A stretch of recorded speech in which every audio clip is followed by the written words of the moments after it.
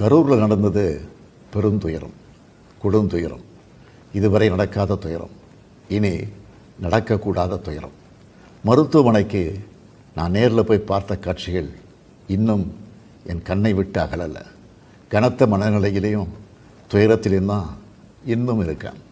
செய்தி கிடைச்சதும் மாவட்ட நிர்வாகத்தை முடுக்கிவிட்டு எல்லா உத்தரவுகளையும் பிறப்பித்த பின்னாலும் என்னால் வீட்டில் இருக்க முடியல. உடனே அன்றைக்கி நைட்டே கரூருக்கு போனேன். குழந்தைகள், பெண்கள்னு 41 உயிர்களை நாம் இழந்திருக்கிறோம். இறந்து போனவங்க குடும்பத்துக்கு தலா 10 லட்சம் ரூபாய் அறிவித்து அதை உடனடியாக வழங்கிட்டு இருக்கோம்.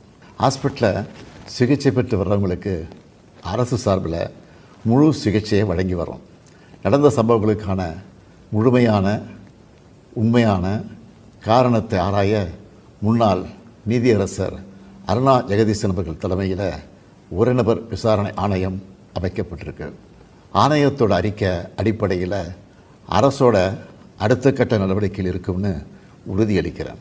இதற்கிடையே சோஷியல் மீடியாவில் சிலர் பரப்புற வதந்திகளையும் பொய் செய்திகளையும் பார்த்துட்டு தான் இருக்கேன். எந்த ஒரு அரசியல் கட்சி தலைவரும் தன்னோட தொண்டர்களும் அப்பாவி பொதுமக்களும் இறக்கிறத எப்பொழுதும் விரும்ப மாட்டாங்க. இந்த சம்பவத்தில் உயிரிழந்தவங்க எந்த கட்சி சார்ந்தவங்களாக இருந்தாலும் என்னை பொறுத்த வரைக்கும் அவங்க நம்மளோட தமிழ் உறவுகள். எனவே சோகமும் துயரமும் சூழ்ந்திருக்கக்கூடிய இந்த நிலையில் பொறுப்பற்ற முறையில் விஷமத்தனமான செய்திகளை தவிர்க்கணும்னு கேட்டுக்கிறேன். அரசியல் கட்சிகள், பொது அமைப்புகள் இது போன்ற நிகழ்ச்சிகள் நடத்தும்போது இனி வரும் காலங்களில் எத்தகைய பொறுப்போடு நடந்துக்கணும்ன்ற விதிமுறைகளை வகுக்க வேண்டியது நம்ம எல்லோருடைய கடமை. எனவே நீதியரசரின் ஆணைய அறிக்கை கிடைச்ச பிறகு எல்லா அரசியல் கட்சிகள், பொது அமைப்புகளோடு ஆலோசனை நடத்தி இதற்கான விதிகள், நெறிமுறைகள் வகுக்கப்படும்னு உறுதியளிக்கிறேன். அத்தகைய நெறிமுறைகளுக்கு எல்லாரும் ஒத்துழைப்பு தருவாங்கன்னு நம்புகிறேன். மனித உயிர்களே எல்லாத்துக்கும் மேலானது. மானுட பற்றே அனைவருக்கும் வேண்டியது. அரசியல் நிலைப்பாடுகள், கொள்கை முரண்பாடுகள், தனி மனித பகைகள்னு எல்லாத்தையும் விளக்கி வச்சுட்டு எல்லாரும் மக்களுடைய நலனுக்காக சிந்திக்கணும்னு கேட்டுக்கிறேன்.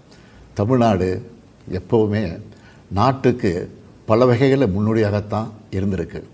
இதுபோன்ற நிகழ்வுகள் இனி எந்த காலத்திலையும் நடக்காமல் தடுக்க வேண்டியது நம்ம எல்லோருடைய கடமை. நன்றி, வணக்கம்.